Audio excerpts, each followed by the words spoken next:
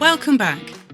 This time we're on the Fraser coast, checking out two very different but equally fantastic low-cost HipCamps. We take our LandCruiser for her first beach drive, and what an absolute ripper. Then we have a dip, and just for something different, I get on the gins. If you're new to the channel, we're Bridie and Jamie, and we're in our second year caravanning Australia full time. Subscribe to travel with us and follow our Outback journey.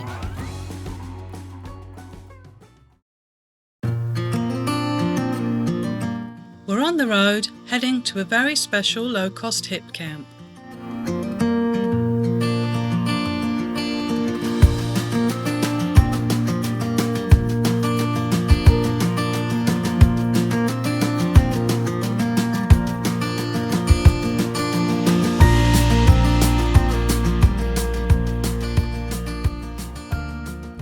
Big driving day today, a whole 30 minutes in the car, and we're now set up at Virtue Farm. We found it on HipCamp, but you can book direct. It's actually cheaper to do so, $25 a night. There's water, there's no other facilities, but you do get these fantastic views of Fraser Island. We're just here for 2 nights because you do need to contain your grey water. Now we have an 85 litre grey water tank. It's definitely good for 2 nights. We could maybe stretch to 3 or 4, but I'm reluctant to do so. They have a range of produce available, including tasting platters, honey. We bought eggs. We also got a bag of firewood. We'll definitely do the tasting platter next time we come, which we think we'll do middle of next year. There is van storage, so you can leave your van here if you want to go to Fraser Island just with your car, which is definitely something we're going to do next year. When we arrived, we were given a folder full of information about the farm and places to visit and things to do while you're here. Definitely add this one to your list. I know a place where the sun shines every day, so come with me and I'll take you there, I'll take you there.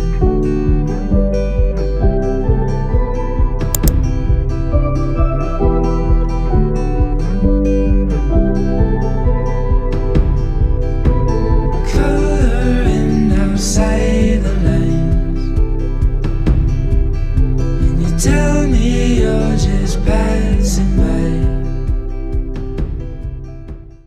We spent the day doing absolutely nothing, and it was glorious. Time slipped away, and before we knew it, it was time to pack up and roll on.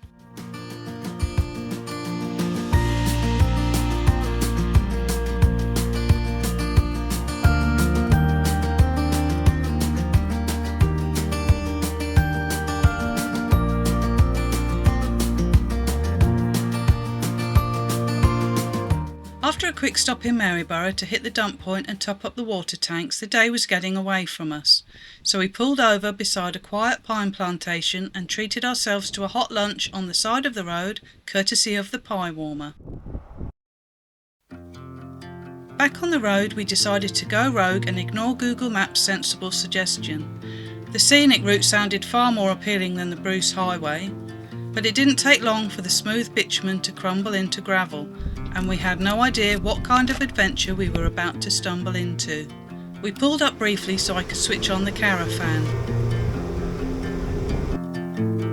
The further we went, the steeper the climbs became and the narrower the track got, until turning around wasn't an option anymore. No turnouts, no wide spots, just a tight winding road, and our fingers crossed that nothing was coming towards us around a blind bend.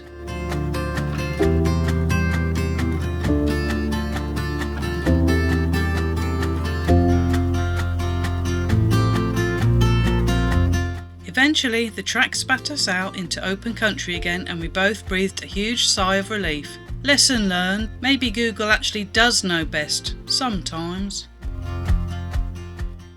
Yes, Bridie's going to park the car with the caravan on it. I don't know who's more nervous, me or her. With hardly any obstacles around, I figured it was the perfect moment to have my first go at parking the van.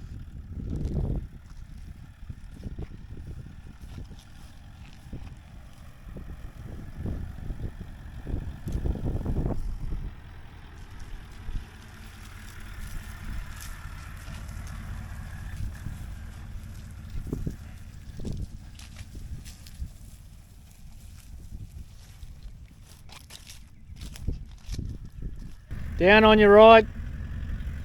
Keep going. Keep coming.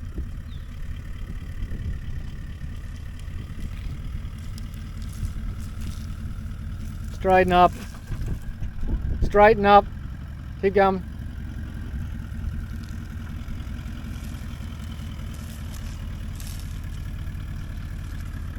Okay, that'll do you. No, you've got to come down and through there. Even with all that open space, I was sure I was going to clip the fence. It's fine. It's fine.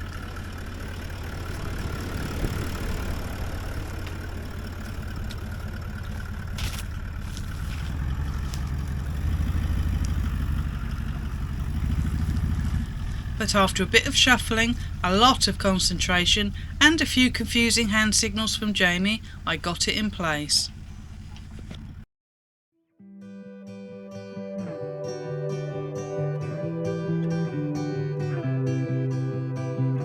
Hinterviews is a wonderfully peaceful hip camp, tucked in amongst the hills just 10 minutes from Pomona.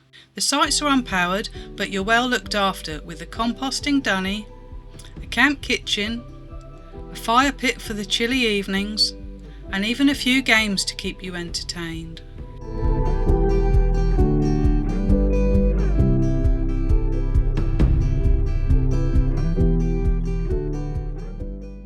Good morning. We're about to head off to Rainbow Beach. It's not that far from the camp, about an hour and a half. You do need a permit, so jump online and grab that. I'll put the link in the description below. It's the first time we've done any beach driving since Lucky Bay in Esperance, which was 18 months ago, and the first time with this car, so looking forward to it. Going to take the Starlink with us, so that way if anything happens we've got connectivity.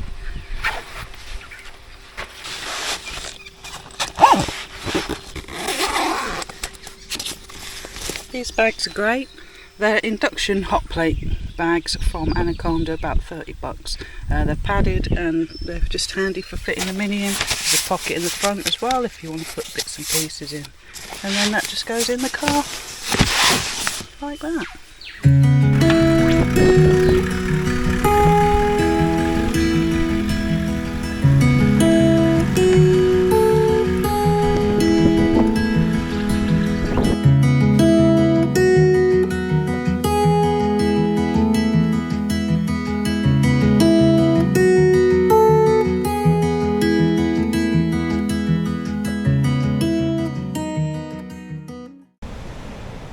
Looking at the beach entrance with its soft churned up sand, it definitely looked like a bogging waiting to happen. So Jamie dropped the tyre pressures right down, and I crossed my fingers as he pointed the cruiser at the sand and planted his foot.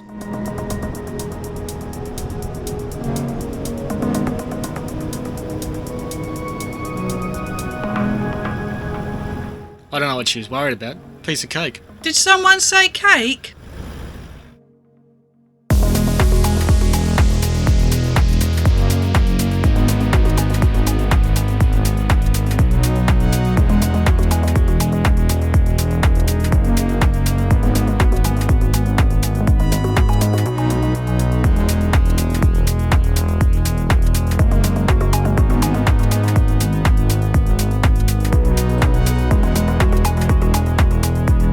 We cruised along for about 10 minutes before pulling up for lunch, giving the tide a little more time to slip away. And wow, what a view!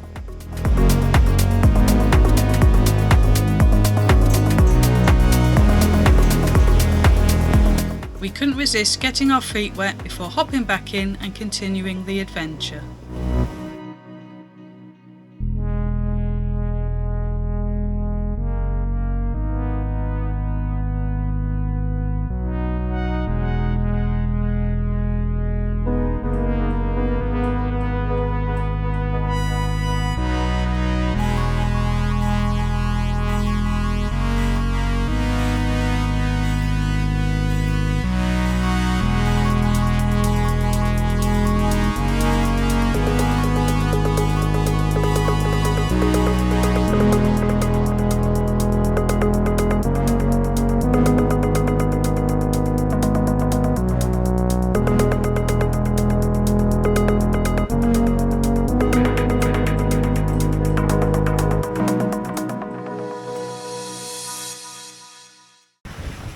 As we approached Double Island Point, the sand, which had been beautifully smooth for most of the drive, started to chop up again.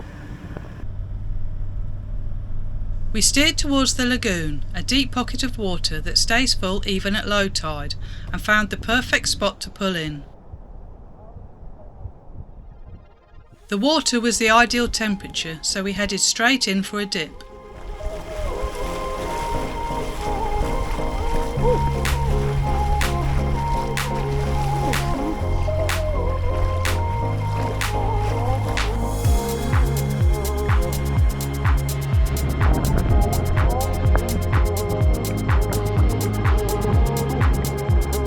Then I noticed something moving beneath the surface and swam over for a closer look.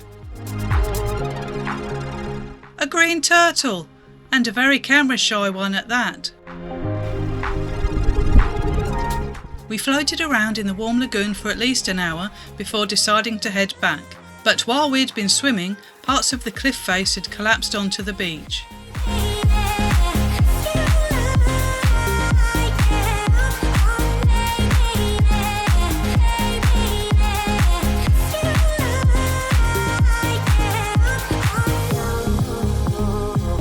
These massive chunks of sand definitely weren't there at lunchtime, and the sand was so compacted it felt like rock. All I could manage was crumbling a tiny corner.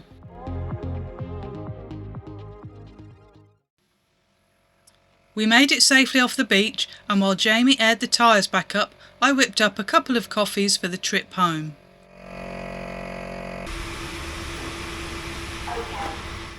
A quick stop at the Rainbow Beach car wash to clean away the remnants of sand, and we were on our way home.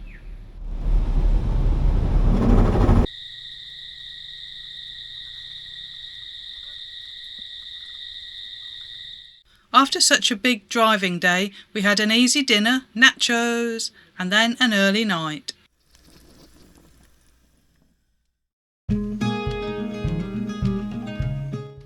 The next morning, still a bit worn out from our big driving day, we decided to keep things close to camp.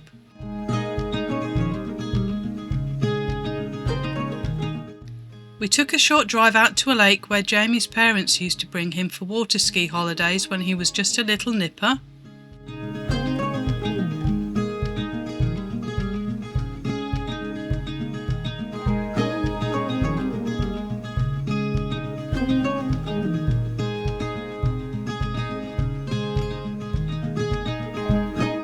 And then made our way into Pomona where, surprise surprise, there just happens to be a gin distillery.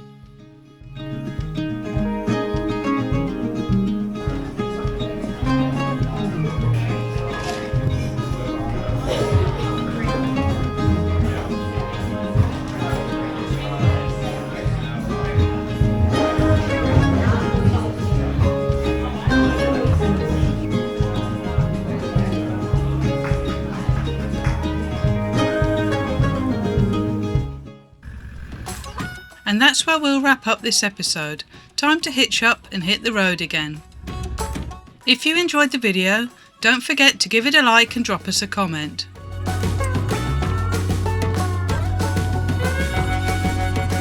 Yeah, all good. And join us next time to see where we end up. Make sure you subscribe so you don't miss it. We'll see you there, and until next time, safe travels.